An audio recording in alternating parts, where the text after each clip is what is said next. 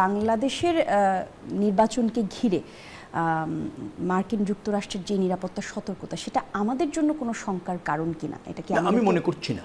কারণ হচ্ছে এরকম সতর্কতা মার্কিন যুক্তরাষ্ট্রের আগেও করেছে, অতীতেও করেছে।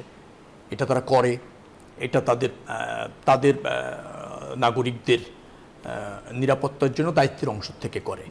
বাংলাদেশের আইন শৃঙ্খলা পরিস্থিতির আরও উন্নতি প্রয়োজন, তবে এখনো ওই পর্যায়ে চায়নি যে নির্বাচন বা ভোটাররা যে ভোট দিতে চায়, রাজনৈতিক দলগুলি অংশ নিতে চায়, তাতে এখনো বড় চ্যালেঞ্জ হবে এরকম পরিস্থিতি চায়নি। তবে উন্নতি আরও দরকার।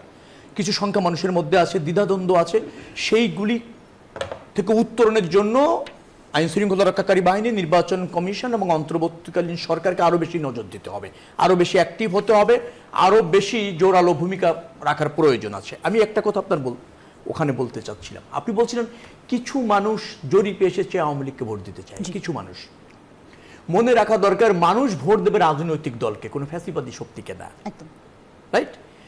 এখন ধরেন যদি আপনি এভাবে বলেন, কেউ যদি ফ্যাসিবাদী শক্তিকে ভোট দিতে চায় আর রাষ্ট্র সে সুযোগ দিতে পারে না, ফ্যাসিবাদী শক্তিকে যারা ভোট দিতে চায় তারা ফ্যাসিবাদীর দোসর, সেটা তার রাজনৈতিক অধিকার না আমরা মনে করব। এবং জনগণ কোনো ফ্যাসিবাদী শক্তিকে ভোট দেওয়ার অবাধ সুযোগ দিতে পারে না। কোনো গোষ্ঠীগতভাবে যদি 2-4-5% লোক সেটাতে আসক্ত থাকে, তাদের সে চাহিদা থাকে, তাহলে আমরা মনে করব তারা ফ্যাসিবাদের সহযোগী। মনে রাখা দরকার, অনেকগুলো রাজনৈতিক অপশন এখানে আছে, অনেক ক্রিয়াশীল রাজনৈতিক দল আছে।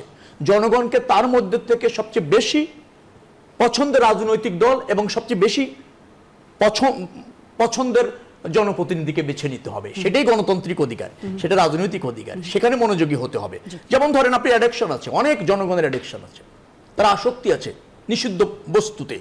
এখন রাষ্ট্র কি বাধ্য তাকে ওই নিষিদ্ধ বস্তু সাপ্লাই দেওয়ার বা আপনার যোগান দেওয়ার? বাধ্য কি রাষ্ট্র? নাকি নিষিদ্ধ জিনিস নিষিদ্ধই থাকবে? আপনার আসক্তি যাই থাকুক না কেন, রাষ্ট্র অবাধ করবে না, এটাই হচ্ছে নিয়ম। কারণ রাষ্ট্র কাজ করে বৃহত্তর জনগণের স্বার্থে এবং দেশের সামগ্রিক স্বার্থে। মনে রাখা দরকার, ফ্যাসিবাদী কখনো ভোটের দেওয়ার উপযুক্ত শক্তি হতে পারে না। যারা এই চিন্তা করছেন তারা গণতান্ত্রিক শক্তির পথে ফিরে আসেন। আর সেটা না হলে রাষ্ট্র থেকে আপনি নিবৃত্ত রাখতে পারেন, কিন্তু এই চাহিদাটা প্রকাশ করা এক ধরনের দৃষ্টতা।